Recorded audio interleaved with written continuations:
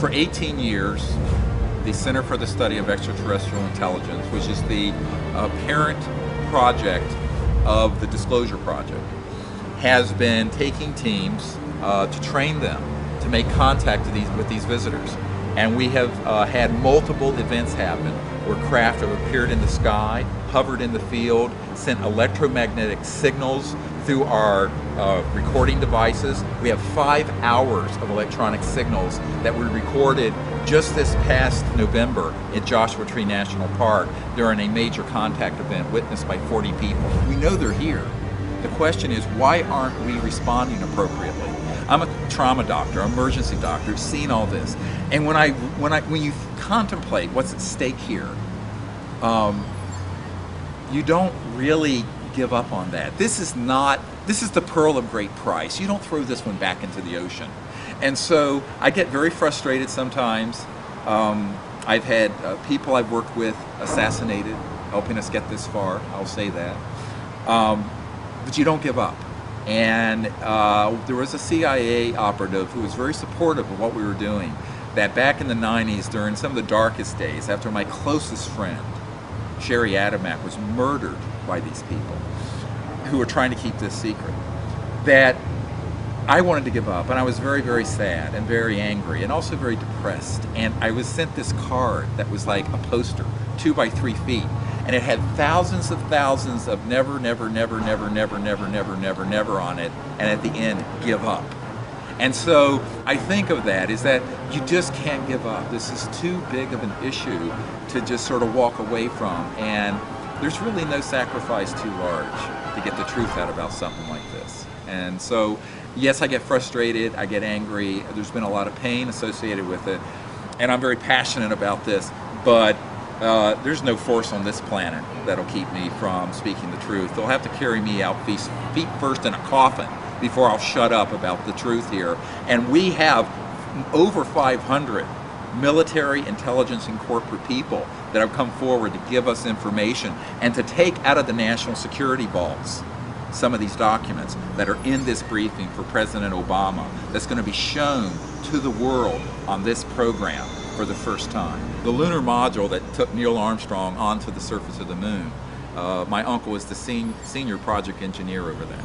So I knew about these things since I was 8 or 9 years old. The people on my team are people who have just positive proof and evidence that this is real. And this is why they're involved. It isn't like we're speculating here.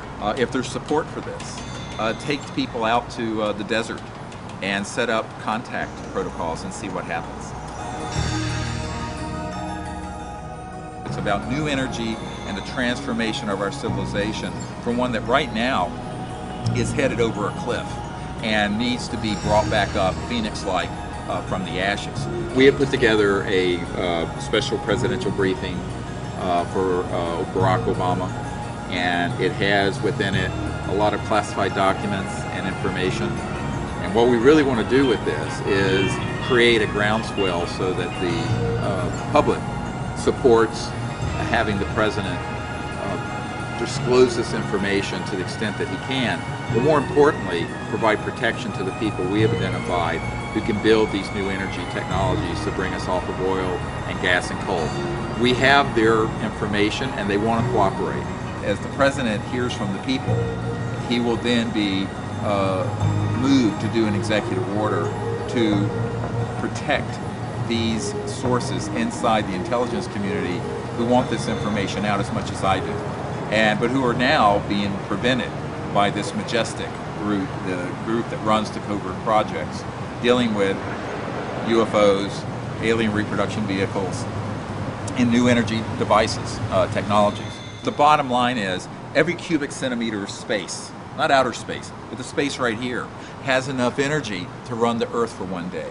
Every cubic centimeter of space. So there's an infinite amount of energy within the fabric of space-time. This has been known since the time of Tesla. And here we are still, 100 years into the automobile, over 100 years into coal-fired power plants, and we're still using that paradigm. And that's why we're melting the polar ice caps. That's why we have 80% of the world in poverty. That's why half the world lives on a couple dollars a day in unspeakable deprivation. And the only way that's going to change isn't through the zero-sum game of fossil fuels or, I hate to say it, solar and wind, because it's too expensive. You know why I know this? Because I'm a medical doctor and I cannot afford to turn my house into a solar or wind property. It would cost $200,000.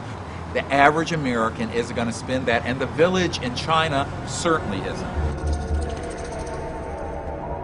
This is an existential threat to the human race because you have people who would like to see us get into a conflict in space and who want to weaponize space, taking over something that should have always been the domain of our diplomats, our wise elders. In the course of this program, we will take this entire briefing document and go case by case and expand it and bring the most amazing top secret witnesses as well as documents to bear on this. I met with Senator Claiborne Pell when he was chairman of the Senate Foreign Relations Committee, and he told me he was interested in this stuff, but he was denied access to it, and he asked me to do a briefing for him, so I did. I then was told by the Director of Central Intelligence, James Woolsey, President Clinton's first CIA director, that he was denied access to this information, even though he knew the subject was real. Now, I was the guy who put together the briefing for Clinton through the Rockefeller Initiative. That was my initiative. It was called Project Starlight. It had a code name. You can get, the documents have just been released from the Clinton Library. That's why we were hearing about it now. Okay, yeah, and that's what, but the problem is no one understood what really happened there. What really happened is that Clinton's people were threatened when they tried to look into this. Okay, and Clinton then sent one of his good friends to my home and said, well, if the president does what you're recommending, he'll end up like Jack Kennedy. Now, this is in 1994, after I briefed a CIA director. You know, I was the guy who briefed Clinton's first CIA director on this subject. I was the guy. So what happened at that point is that, of course, my kids heard this, thought, my God, Dad, is this dangerous? I said, no, don't worry. I'm like, holy shit. But the bottom line is, we know that this is the big problem, is that the President of the United States was basically being told, go away, and if you push into this, we're going to take you out. I mean, I can say this with authority because I'm the only person living who can go on camera and say, I have personally briefed a sitting CIA director who was denied access, a sitting J2, head of intelligence joint staff, the guy who was the head of the Defense Intelligence Agency, the largest intelligence gathering entity in the Pentagon, was personally denied access to these things. General Patrick Hughes. I was the guy who briefed him on all this. So, you know, when you put that together, what you realize is that this is run amok. This is secrecy run amok, which is Eisenhower's warning to us. I mean, he was right. The old man was right. They have put weapons in space targeting these extraterrestrial vehicles. This we can prove, the weaponization of space.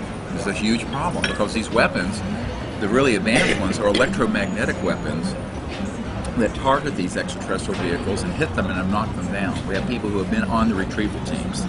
Now, like Clifford Stone, was he on one of those? Yeah, but we have a whole bunch of folks who've been on it. Now the question is, why are we doing this? Because there's a group of folks who would like to precipitate an interplanetary crisis so that they could amass more power in the world and have the whole world fund this sort of militaristic approach. And in fact, Douglas MacArthur, it's in the congressional record, said in his last address to the nation when he was in the well of the Congress, and he said, World War III will be interplanetary.